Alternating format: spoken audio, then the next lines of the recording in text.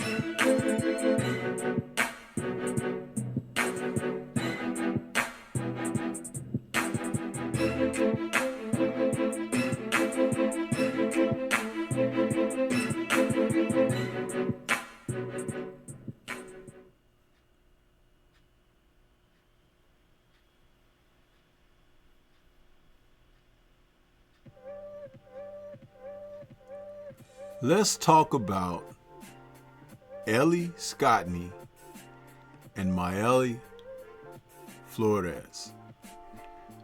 This was a potential Fight of the Year battle between two many-sized ladies that brought the best of what boxing has to offer. Let me tell you something about this fight, people. It was something that many people were not necessarily expecting.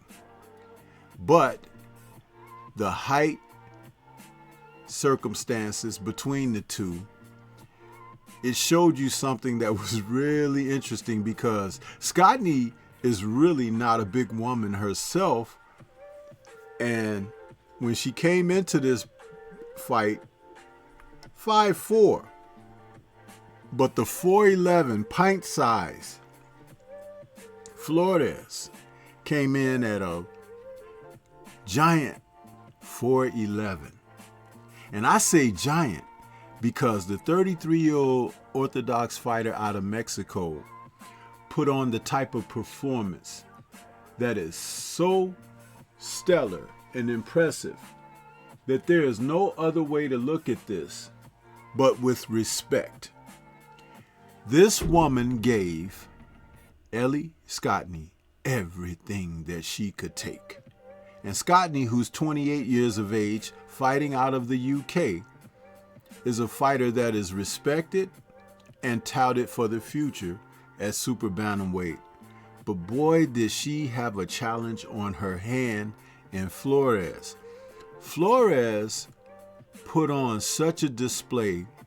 It was the most dynamic effort that I have seen with a woman in the Customato peekaboo style fight ever.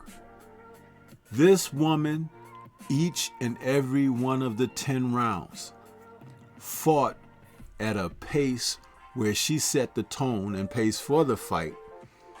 She gave upper body movement. She gave combinations. She threw the variety of punches that matter.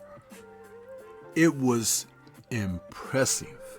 And what was even more impressive was that Scotney, who was really taken by this activity early on, grew into the role of a championship caliber fighter. After making certain adjustments and not allowing the event to get to her, she was able to fight off and fend off the onslaught from Flores.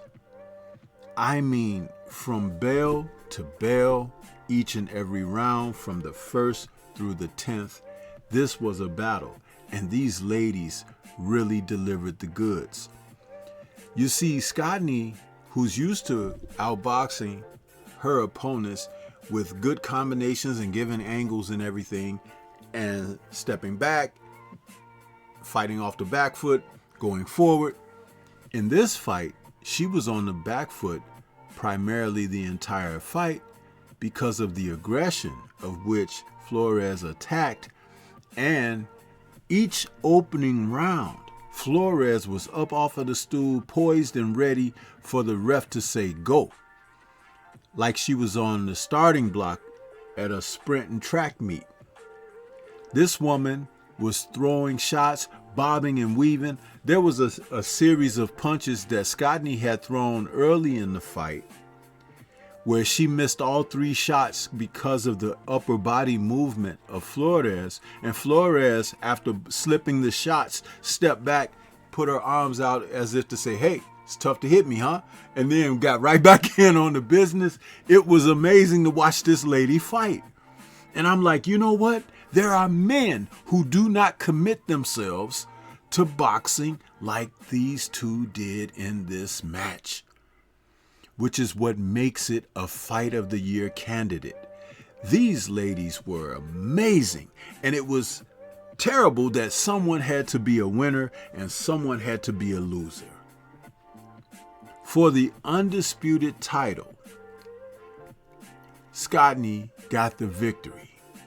But it was a hard-fought battle and brought her to tears because she knew what she had to go through to be successful in this particular fight. It was not a give me. This was not handed to her. She did enough to sustain an advantage with clear and effective punching that the consideration was legitimate. But Flores, my goodness, it's a good thing that she didn't have knockout power like Mike Tyson.